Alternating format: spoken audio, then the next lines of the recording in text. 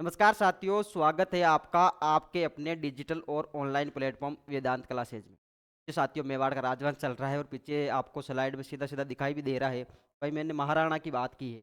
इनकी बात की है महाराणा की। तात्पर्य क्या है भाई? महाराणा मतलब मेवाड़ राजवंश की जो चर्चा चलेगी उसी पे चलेगी। कहाँ तक पढ़ लिया रे? कहाँ तक पढ़ लिया? जगत सिंह जी तक पढ़ लिया। इसमें एक चीज मैंने नहीं बताई, वो जरा आप याद रखना। मेवाड़ में जो चित्रकला की शुरुआत की या चित्रकला का स्वर्ण काल इन्हीं के शासनकाल को कहा जाता है, तो वो कहा जाता है जगत सिंह प्रथम के शासनकाल। जगत सिंह प्रथम के शासन तो इनके काल को क्या कहा जाता है? मेवाड़ में या मेवाड़ की चित्रकला, कौन सी कला साथियों? पेंटिंग का, चित्रकला का स्वर्ण काल। स्वर्ण काल, बात का आपको विशेष ध्यान रखना है। ठीक है। और मोटी मोटी भाई बातें तो हो ही गई। जैसे मेवाड़ मुगल संधि हो जाती है 1615 में, उसके बाद में होता क्या है? स्थापत्य कला पर और कला और संस्कृति पर बहुत ज्यादा डेवलपमेंट होता है। उसमें जो स्थापत्य कला है उसमें बहुत ज्यादा, मैं इस बात को इस प्रकार से कह सकता हूँ कि बहुत ज्यादा जो काम हुए कला के क्षेत्र में, वो उस मुगल मेवाड़ संधि के बाद में होने लगे। ठीक है। इस बात का आपको विशेष ध्यान रखना है। ठीक है ना साथियों? तो ये आप एक चीज उतार लेना। देखो मैं अभी लिखवा भी देता हूँ आपको। और लिखना क्या है, देखो क्या लिखना है रे? समझ में आ रहा है ना? समझा ही नहीं रहे वो समझ में? अब समझाऊं मैं ना, देखो देखना जरा। सॉरी। देखना क्या है कि मेवाड़ चित्रकला, चित्रकला का स्वर्ण काल, इनके काल को कहा जाता है जगत सिंह, जगत सिंह प्रथम के शासनकाल को कहा जाता है। ठीक है। इन्होंने क्या किया था? मेवाड़ में चित्तेरों की आवरी, चित्तेरों की आवरी या ओवरी का निर्माण करवाया है। कि एक्चुअली में ये है, यह तस्वीरों का कारखाना, तस्वीरों का, तस्वीरों का कारखाना। कहने का मतलब ये है, चित्रकला को प्रमोट करने के लिए, चित्रकला को बढ़ावा देने के लिए, चित्रकारों को बढ़ावा देने के लिए, चित्रकारों को संरक्षण देने के लिए। ठीक है। तो चित्रों की आवरी या तस्वीरों को कारखानों का निर्माण किसने करवाया? तो इस बात का आपको विशेष ध्यान रखना, जगत सिंह प्रथम ने करवाया। ठीक है साथियों। इन्हीं के काल को क्या कहा जाता है? मेवाड़ की चित्रकला या पेंटिंग का गोल्डन टाइम। ठीक है मेरे भाई। देखो वापस पीछे आते हैं। चर्चा चलेगी किन पे चलेगी? महाराणा राज सिंह पर। हमने ये बात की कि भाई पिछले क्लास में कि 1652 में क्या हो जाता है? जगत सिंह जी की मृत्यु हो जाती है। और जब उनका शासनकाल खत्म हुआ 1652 में, तो 1652 में अगले राजा कौन बनेंगे? उन्हीं के उत्तराधिकारी राज सिंह। कौन बनेंगे साथियों? राज सिंह। शासनकाल आपको ध्यान रखना है। वैसे पूछा नहीं जाता है रही, एक चुनिंदा शासकों के बारे में पूछ लिया जाता है, बाकी इतना आपको ध्यान नहीं लगाना है, इसमें दिमाग नहीं लगाना है। फिर भी आप लिख लो 1652 से लेकर ये इनका क्या रहने वाला है? शासनकाल। ठीक है जी, ठीक है। देखो राज्य अभिषेक की मैं बात करूंगा। भाई इनका राज तिलक कब हुआ? आप बता देना। अक्टूबर में हुआ। कौन सी अक्टूबर? 1500, सॉरी 1652 में। अक्टूबर 1652 में क्या होता है?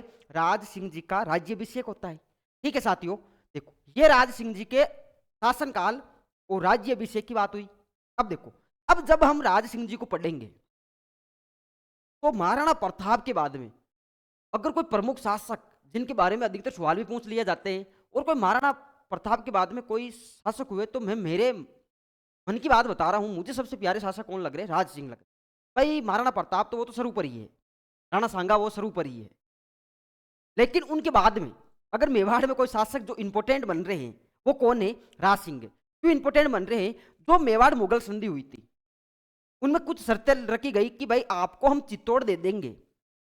मुगलों ने क्या बोला कि हम आपको चित्तौड़गढ़ का किला दे देंगे, लेकिन चित्तौड़गढ़ के किले की आप क्या नहीं करवा सकते? मरम्मत नहीं करवा सकते, या उसका पुनर्निर्माण नहीं करवा सकते। कुछ कंस्ट्रक्शन जो बाकी रह गया या टूटा फूटा दुर्ग है, उसका आप रिकंस्ट्रक्शन नहीं करवा सकते। ये बातें उस संधि के अकॉर्डिंग बोली गई थी। तो 1615 में हुई, 5 फरवरी 1615 में हुई। लेकिन जैसे ये शासक बनते हैं, 1652 में इन्होंने क्या कर दिया, चित्तौड़गढ़ का पुनर्निर्माण स्टार्ट करा दिया। देखो इस प्रकार से हम इनको पढ़ेंगे। पढ़ना कैसे है देखना साथियों, इनकी हम एक पढ़ेंगे सांस्कृतिक उपलब्धियां। क्या पढ़ेंगे साथियों, एक हमें पढ़नी होगी सांस्कृतिक उपलब्धियां। कहने का मतलब संस्कृति के क्षेत्र में इनका योगदान किस प्रकार से रहा। क्या पढ़ना है,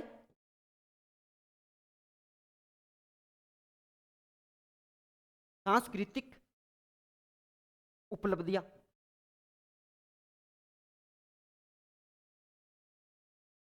अब इसमें इन्होंने कौन कौन से मंदिर का निर्माण करवाया, कौन कौन सी झील बनवाई, वो सारी चीजें पढ़ी जाएगी इस उपलब्धियों में। कौन सी उपलब्धियों में, सांस्कृतिक उपलब्धियों में। उसके बाद में हम पढ़ेंगे राजनीतिक उपलब्धियां। भाई उनके जीवन काल की, उनके शासन काल की राजनीतिक उपलब्धियां किस प्रकार से थी, वो चीजें भी हमने पढ़नी है। ठीक है साथियों, देखना सांस्कृतिक उपलब्धियों में पहले मोटे मोटे तौर पर सर्वप्रथम इन्होंने एक काम किया था। और वो काम क्या किया था साथियों, वो काम किया था इन्होंने, जैसे शासक बने 1652 में, 1652-53 में इन्होंने क्या कर दिया, चित्तौड़गढ़ का पुनर्निर्माण स्टार्ट करवा दिया। चित्तौड़गढ़ दुर्ग का पुनर्निर्माण स्टार्ट करवा दिया। क्वेश्चन क्यों इंपोर्टेंट बन रहा है ये करवा दिया, पुनर्निर्माण शुरू करवा दिया। क्या करवा दिया साथियों, शुरू करवा दिया। देखो इसमें याद रखने योग्य बात क्या है। आप बोलोगे कि भाई ये बात इंपोर्टेंट क्यों बन रही है, ये फैक्ट है जो इंपोर्टेंट किस प्रकार से बन रहा है। ये इंपोर्टेंट इस प्रकार से बन रहा है मेरे भाई, इसमें क्या हो रहा है कि जो चित्तौड़गढ़ का दुर्ग मुगल मेवाड़ संधि या मेवाड़ मुगल संधि जो 1615 में हुई थी, उस संधि के अकॉर्डिंग आप मतलब मेवाड़ वाले, मुगलों ने बोला कि आप मतलब मेवाड़ वाले चित्तौड़गढ़ दुर्ग का पुनर्निर्माण नहीं करवा सके, मरम्मत नहीं करवा सकते। अगर आप ऐसा करवाते हो, तो हम क्या समझेंगे, युद्ध करने के लिए आप तैयार हो। ठीक है जी, ठीक है। इन्होंने क्या कर दिया, राज सिंह जी ने चित्तौड़गढ़ दुर्ग का पुनर्निर्माण स्टार्ट कर दिया। जैसे शासक बनते हैं चित्तौड़गढ़ दुर्ग का पुनर्निर्माण स्टार्ट करवा दिया। इसका मतलब क्या है कि ये मुगल मेवाड़ संधि के बिल्कुल समर्थन नहीं है, किसी भी प्रकार से समर्थन नहीं कर रहे। अगर समर्थन करते, यह भी महाराणा प्रताप की तरह ही, अगर समर्थन करते तो क्या करते, इस दुर्ग का निर्माण या पुनर्निर्माण या मरम्मत स्टार्ट नहीं करवाते। इससे क्या पता चलता है कि ये मुगलों के बिल्कुल क्या थे, खिलाफ थे। ठीक है, एक सांस्कृतिक उपलब्धि में आती। जैसे ये पुनर्निर्माण शुरू करवाते हैं, उधर शासक कौन है, मुगलों का शाहजहां। कौन है, शाहजहां। शाहजहां ने क्या कर दिया साथियों, सादुल्ला खां के नेतृत्व में, किसके नेतृत्व में, सादुल्ला खां के नेतृत्व में, इस बात का ध्यान रखना, सादुल्ला खां के नेतृत्व में 30,000 की सेना भेज दी। कितने हजार की, 30,000 की सेना भेजी। सेना को बोला गया, इस सादुल्ला खां को बोला गया, तू जा, चित्तौड़गढ़ का क्या हो रहा है, रिकंस्ट्रक्शन चल रहा है, राज सिंह जी करवा रहे हैं, इस संधि के मुताबिक ये ऐसा होना नहीं चाहिए था, फिर भी वो धांधली कर रहे हैं, धोखा कर रहे हैं। आप क्या करो, सादुल्ला खां को बोला आप जाओ, 30,000 की सेना लेकर जाओ, जो निर्माण करवाया जा रहा है उसको ध्वस्त करके आ जाओ। क्या करके आ जाओ, ध्वस्त करके आ जाओ। ठीक है भाई साहब, ये जाता है, ये इसने क्या कर दिया, जो मरम्मत करवाई गई 5-10 दिन में, जो मरम्मत उस दुर्ग की करवाई गई उसको क्या करके आता है, तोड़कर आ जाता है,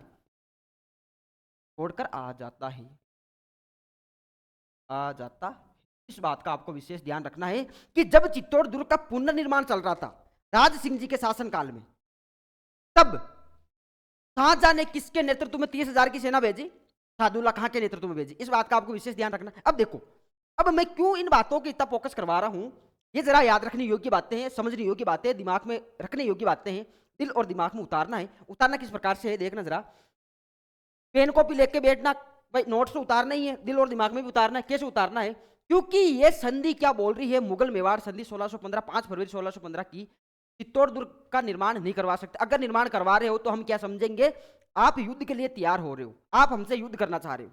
लेकिन राज सिंह जी उन्हीं बातों को मान, भाई उनको पता था, ये सारा के सारे जितने भी स्टेटमेंट निकले हुए थे, बातें हुई थी, ये सारी के सारी शर्तें उन्हें पता होते हुए भी उन्होंने क्या किया, मुगलों के विरुद्ध, उस शर्तों के विरुद्ध, उस संधि के विरुद्ध क्या कर दिया, इसका रिकंस्ट्रक्शन स्टार्ट करवा दिया। इसका मतलब क्या है, राज सिंह जी ने क्या कर दिया, दूसरी स्लाइड पर लूंगा, राज सिंह जी के शासन काल में क्या होता है, मुगल मेवाड़ संधि टूट जाती है।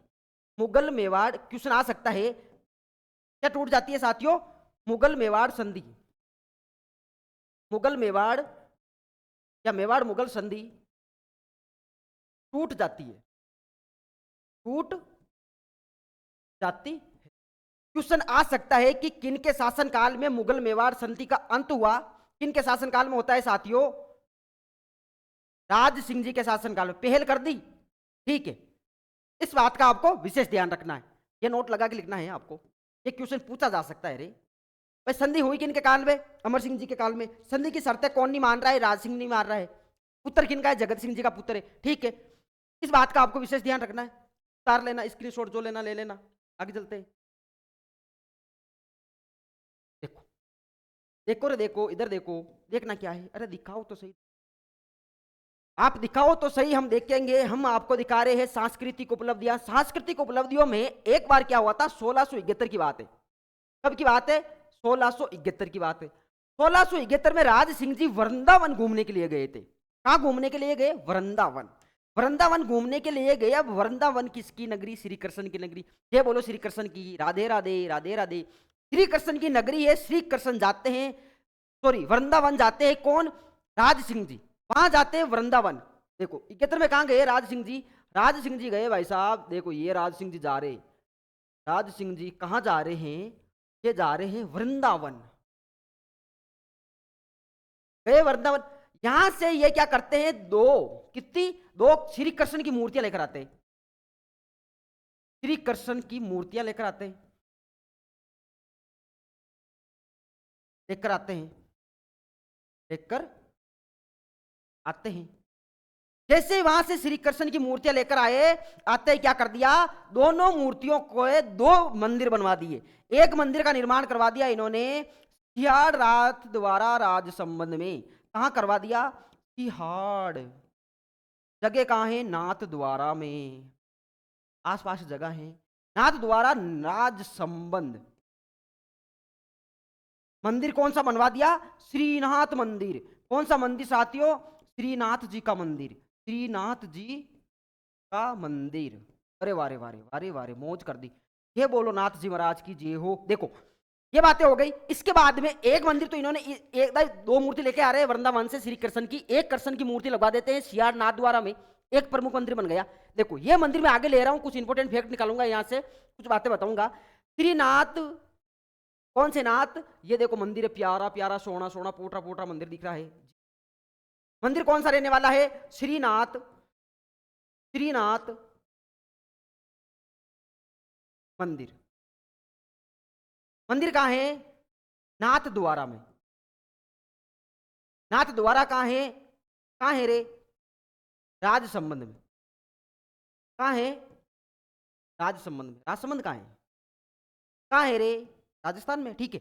देखो निर्माण किसने करवा दिया? मंदिर का निर्माण करवाया राज सिंह जी ने। किसने करवाया? राज सिंह जी ने। इसमें इतना इंपोर्टेंट क्या है? देखो ये मंदिर है राजस्थान में, वल्लभ संप्रदाय से संबंधित है। कहने का मतलब वल्लभ संप्रदाय की पीठ है ये। वल्लभ संप्रदाय का प्रमुख स्थान या प्रमुख मंदिर, वल्लभ संप्रदाय का प्रमुख मंदिर। क्वेश्चन आ सकता है कि श्रीनाथ मंदिर नाथ द्वारा वाला है, कौन से संप्रदाय से संबंधित है? वल्लभ संप्रदाय से संबंधित है। वाजीवा। देखो इस मंदिर में श्री कृष्ण की 8 झांकियों के लिए जाना जाता है। कितनी झांकियां? 8 झांकियां श्री कृष्ण की। भाई श्री कृष्ण की मूर्ति लगवाई गई है तो श्री कृष्ण की 8 झांकियां,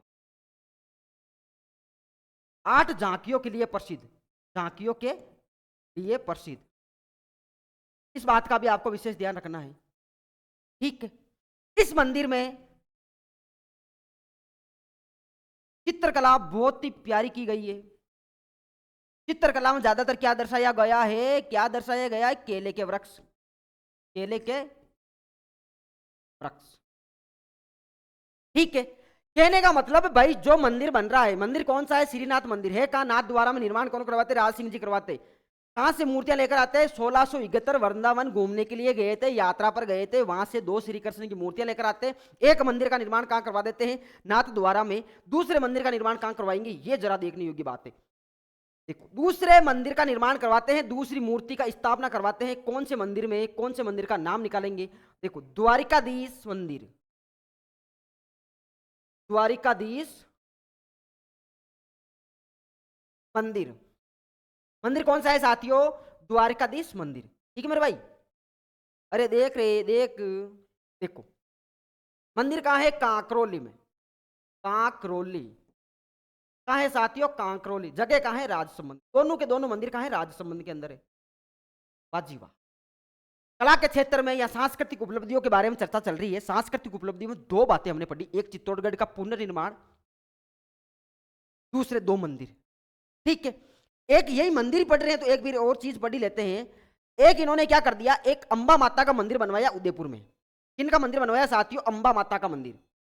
ये भी देख लो, इन्होंने ही, राज सिंह जी ने क्या करवा दिया? अंबा माता का मंदिर बनवाया। किनका? अंबा माता का मंदिर।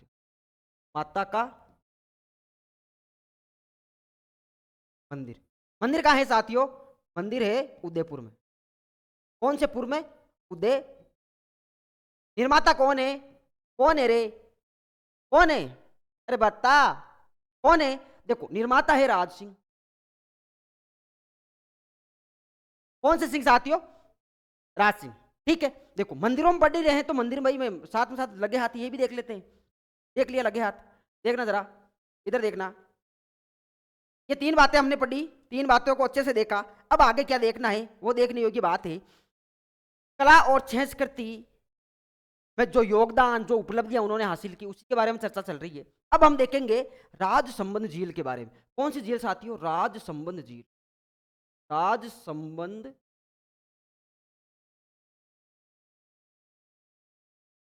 ओ हो, ये क्या है साथियों? राजसंबंध झील है।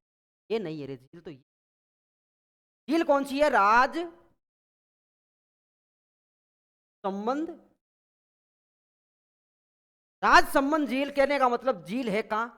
राज संबंध में। ये किसके पास है? ये झील नो चौकी नामक स्थान के पास है। किसके पास है साथियों? नो चौकी। नो चौकी कितनी चौकी रे? नो चौकी नामक नामक स्थान पर। नो चौकी नामक स्थान पर झील कौन सी रहने वाली? राजसमंद झील। इस झील का निर्माण क्यों करवाया गया? देखो इस झील का निर्माण करवाया गया अकाल राहत कार्यों के लिए। कहने का मतलब सूखा ना पड़े, वर्षा की कमी चल रही है, अकाल का जो माहौल बन रहा है उसको मद्देनजर रखते हुए भाई एक राजा का धर्म की अपनी प्रजा की रक्षा करे। प्रजा की रक्षा किस प्रकार से करेंगे? अगर प्रजा दुख में है, किसान लोग जो प्रजा है भाई अधिकतर किसान लोग ही है, वो दुख में है, वर्षा नहीं हो रही है, वर्षा नहीं हो रही है तो सीधी सीधी बात है अकाल पड़ेगा। अकाल पड़ेगा तो खेती होगी नहीं, खेती नहीं होगी तो प्रजा सुखी है क्या?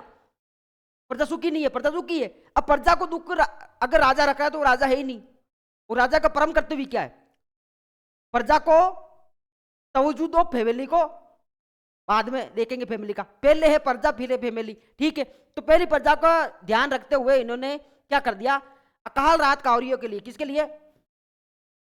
अकाल राहत कार्य के लिए। राहत कार्य के लिए, कार्य के लिए निर्माण करवाया गया इस झील का। कौन सी नदी के पानी को रोककर करवाया गया? गोमती नदी के पास। कौन सी नदी?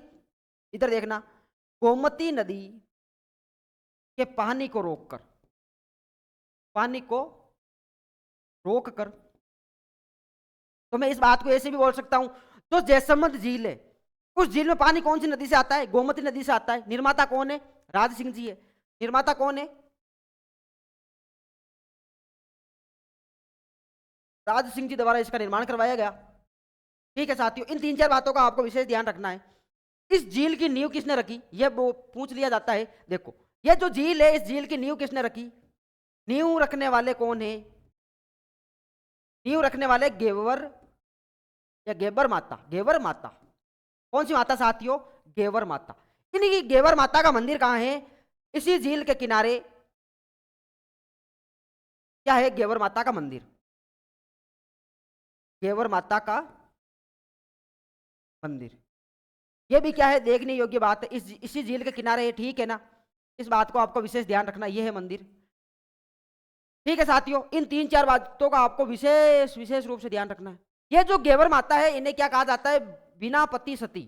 कैसे? बिना पति सती होने वाली माता, होने वाली माता या देवी, ये अलग बातें हैं। वाली देवी, इसकी थोड़ी कहानी है। कहानी इस प्रकार से है, जब राजसमंद झील का निर्माण करवाया जा रहा था 1662 में, कब स्टार्ट करवा दिया गया, 1662 से लेकर ये 71 तक इसका निर्माण होता है। कहने का मतलब 9-10 कितने 9 साल लग रहे हैं इस झील के निर्माण में, 9 साल लग रहे हैं। इससे क्या पता चलता है कि यार बड़ी मुश्किल से इस झील का निर्माण हुआ होगा। तो कंस्ट्रक्शन चला बहुत लंबा चला, 9 साल एक छोटा मोटा टाइम थोड़ी, बहुत लंबी डिस्टेंस है। ठीक है, जब उसका निर्माण स्टार्ट करवाया गया 1662 में, जैसे ही उसका निर्माण करवाया जा रहा है, गोमती नदी का पानी उसमें आ रहा है। पानी एक दिन भी इस झील में नहीं रुक रहा। पानी पता नहीं कौन से रास्ते से जमीन के अंदर जा रहा है। पूरे के पूरा मेवाड़ परेशान, राज सिंह जी और राज सिंह जी के दरबारी लोग, जितने भी कारीगर लोग हैं, सारे के सारे परेशान, सारे के सारे परेशान। और ये सोच रहे हैं कि यार इसमें जो गोमती नदी का पानी आ रहा है वो इस झील में रुक क्यों नहीं रहा, टिक क्यों नहीं रहा है, क्या वजह है। तब किसी ब्राह्मण ने उनको बोला, राज सिंह जी को, कि आप क्या करो, आप एक काम करो, एक ऐसी कंवारी कन्या, कैसी कि जिनके बाएं गाल पर क्या हो, तिल हो, क्या हो, तिल हो, उस देवी के हाथ से क्या करो, या उस कन्या के हाथ से क्या करो, इस झील की नींव रखवाओ।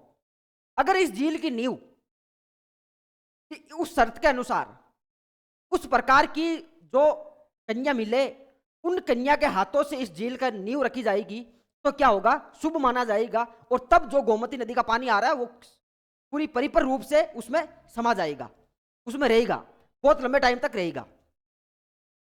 तब ये बात होगी 66-67 की बात होगी, कि 4-5 साल में तो गुरुद्वारे पानी आ रहा है, पानी रुक नहीं रहा है। तब राज सिंह जी ने अपनी सेना को आदेश दिए कि जाओ और आप ऐसी लड़की की तलाश करो जो कन्या कैसी हो कि बाहें गाल पर क्या हो, तिल हो। वो लड़की आए और यहां आकर सम्मान पूर्वक उनको लेकर आओ यहां पर, और उन्हीं के हाथों से क्या करवाते हैं, उसकी नींव रखवाते हैं।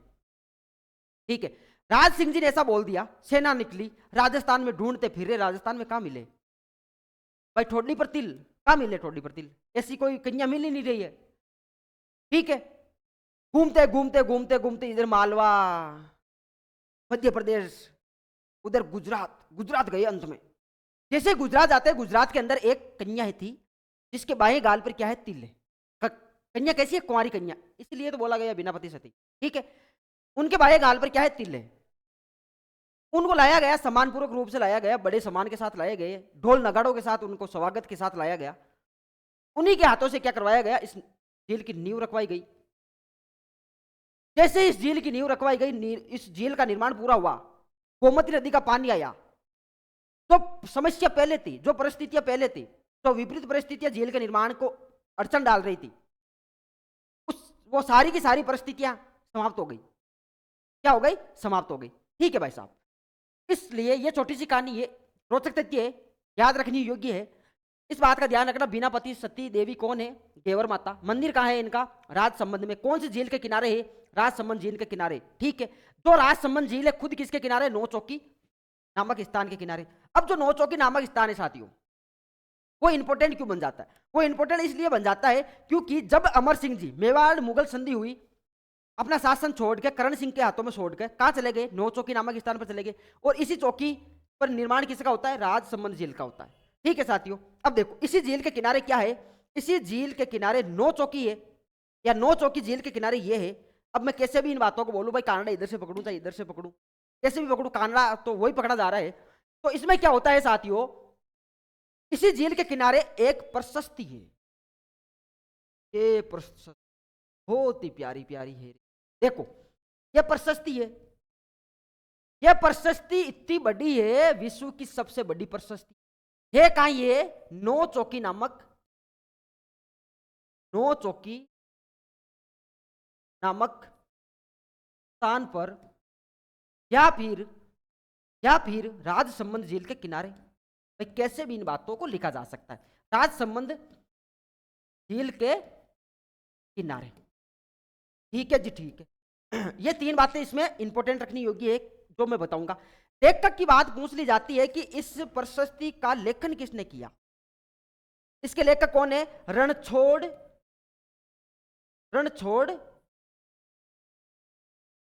रणछोड़ भट्ट कौन है? रणछोड़ भट्ट, रणछोड़ भट्ट तेलंग। भाषा कौन सी रहने वाली है साथियों? भाषा कौन सी रहने वाली है? भाषा रहेगी इसकी संस्कृत। भाषा कौन सी है? संस्कृत। देखो ये प्रशस्ति इंपोर्टेंट क्यों बन जाती है? क्योंकि इसका जो निर्माण हो रहा है किन के शासनकाल में हो रहा है? राज सिंह जी के शासनकाल में हो रहा है। कहने का मतलब इसका निर्माता कौन है, इसको बनवाने वाले कौन है? राज सिंह जी है। फिर इसमें चर्चा किन किन विषयों पर की जाएगी इस प्रशस्ति में? ऐसा क्या लिखा हुआ है? इसमें लिखा हुआ है साथियों, बप्पा रावल से लेकर, मेवाड़ के बप्पा रावल से लेकर राज सिंह का वर्णन, राज सिंह तक का वर्णन।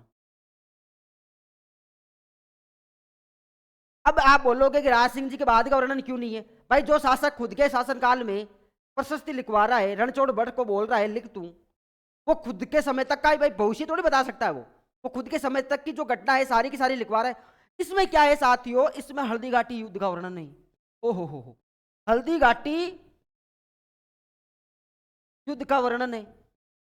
साथ में साथ शक्ति सिंह की भी जानकारी देता है। किसकी जानकारी देता है साथियों? शक्ति सिंह की जानकारी। अब ये शक्ति सिंह कौन है? भाई ये है महाराणा प्रताप के भाई, उनकी भी जानकारी मिल रही है। हल्दी घाटी युद्ध से पूरे महाराणा प्रताप और हल्दी घाटी युद्ध की घटनाओं की जानकारी मिलती है। साथ में साथ बप्पा रावल से लेकर राज सिंह के बीच में जितने भी शासक हुए उनकी भी जानकारी मिल रही है। ठीक है, अब ये जो प्रशस्ति है ये विश्व की सबसे बड़ी प्रशस्ति, बात का ध्यान रखना, विश्व की सबसे बड़ी प्रशस्ति, सबसे बड़ी प्रशस्ति।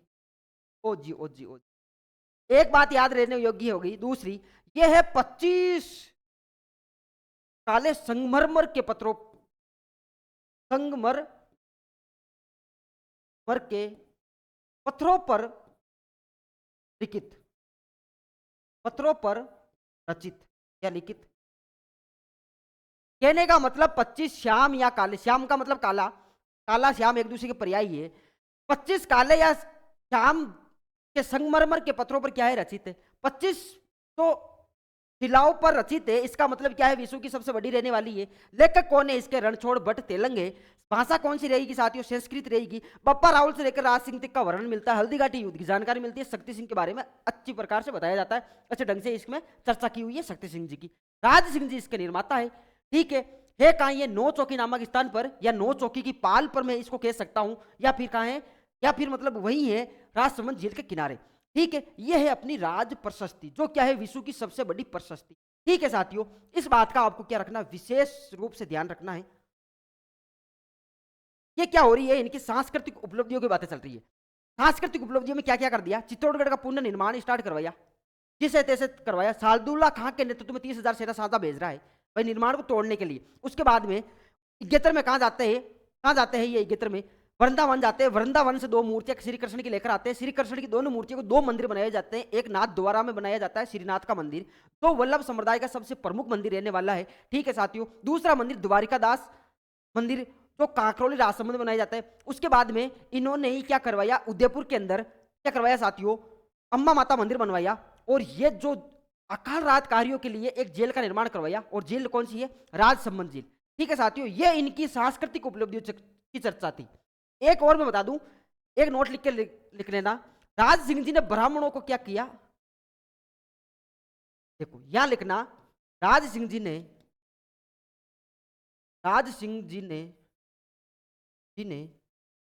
किनको?